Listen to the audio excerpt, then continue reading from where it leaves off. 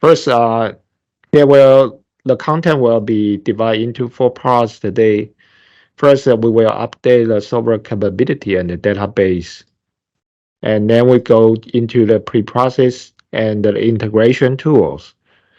The third part will be the project management and the usability on the studio. Then we will go to the advanced molding innovation enhancement. First one, I want to highlight that currently the Moldex3D support platform is at least in this table. Yeah, for the Moldex3D, we support Windows 6 64-bit platform for all purpose, from the pre-processing to the post-processing and the server. But for the Linux, right now we still support for the CentOS 7 and 8, and also for the RHEL, for the Red Hat Enterprise version from the 7 to 8 on server only.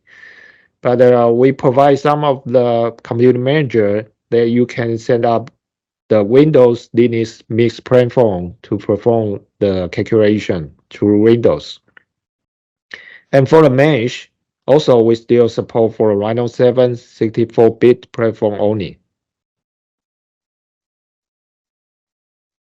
First one, we want to update you that some of the package and some of the program has been removed from this version. First one is that we will not support the project and the designer module anymore from this version. So we also remove that from our packages. This means that once you install the latest version for these versions, you will not see the icon and how to activate the program.